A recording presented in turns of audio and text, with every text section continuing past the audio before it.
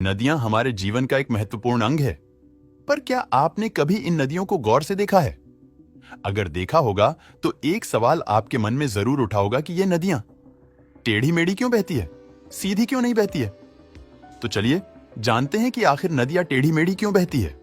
नदियों का रास्ता हमेशा सीधा नहीं होता। यह कई कारणों से टेढ़ा मेढ़ा हो सकता है।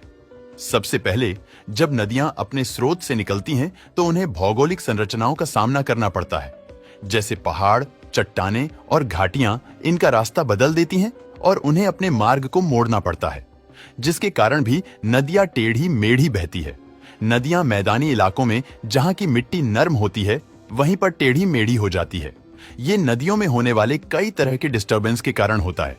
यदि कोई नदी सीधी बह रही हो और कहीं पर नदी के किनारे की मिट्टी उखड़ने लगी या चूहों द्वारा उसमें बिल बनाया जाने लगे, तो उस किनारे की मिट्टी कमजोर और खोखली हो जाती है, जिसको भरने के लिए वहां नदी का पानी जाने लगता है और उस जगह की मिट्टी धीरे धीरे कटने लगती है और नदी में गिरने लगती है और वो किनारा धीरे धीरे कमजोर होने लगता है।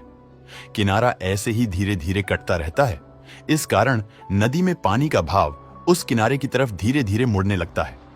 तेज बहाव वाली धारा अपनी साथ रेत को बहाकर दूर तक ले जाती है, जबकि धीरे बहने वाली धारा रेत को ज्यादा दूर तक नहीं ले जा पाती और नदी के बहाव के बदलने के कारण तेज धारा किनारे पर कटान की तरफ बहती है और नदी की दूसरी तरफ धारा का बहाव कम होने लगता है। इस वजह से कटान के दूसरी तरफ धीरे धीरे रेत जमा होने लगती है और उस किनारे पर काफी रेत जमा हो जाती है। देखते ही देखते कटान वाले हिस्से की तरफ नदी मुड़ जाती है। उसके बाद जब नदी का पानी तेजी से बहता है तो वो सीधा न जाकर उस किनारे पर मुड़ जाता है और सीधे नदी के अगले किनारे पर पूरे फोर्स के साथ हिट करता है और इस तरह दूसरे किनारे पर भी कटान शुरू हो जाता है और देखते ही देखते दूसरा किनारा भी बेंड हो जाता है। फिर यही प्रक्रिया बार बार चलती रहती है और पूरी नदी टेढ़ी मेढ़ी हो जाती है। दूसरा कारण है, मिट्टी और पानी की धारा जब पानी बहता है तो यह मिट्टी को भी अपने साथ ले जाता है।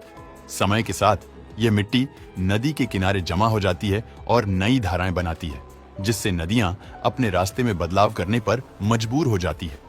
तीसरा महत्वपूर्ण कारण है जलवायु परिवर्तन। बारिश और बर्फबारी के कारण नदियों का जलस्तर बदलता रहता है। जब जलस्तर बढ़ता है तो नदी अपने किनारों से बाहर निकलकर नए रास्ते बनाने लगती है। इसके अलावा नदियों का बहाव भी उनके आकार और गहराई पर निर्भर करता है। अगर नदी का तल असमान है तो पानी को बहने के लिए रास्ता खोजने में मुश्किल होती है और इस वजह से वह टेढ़ी मेढ़ी होती है।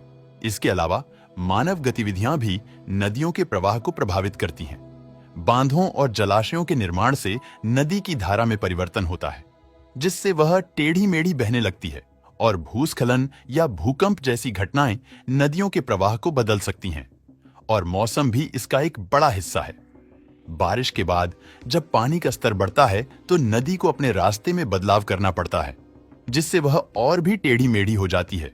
तो अगली बार जब आप किसी नदी को देखें तो याद रखें कि उसकी टेढ़ी मेढ़ी धारा में कई प्राकृतिक और मानवीय कारण शामिल हैं। नदियां सिर्फ पानी नहीं बल्कि एक जीवित इतिहास हैं जो हमें अपनी यात्रा के बारे में बताती हैं। दोस्तों, वीडियो पसंद आया हो तो लाइक और शेयर करें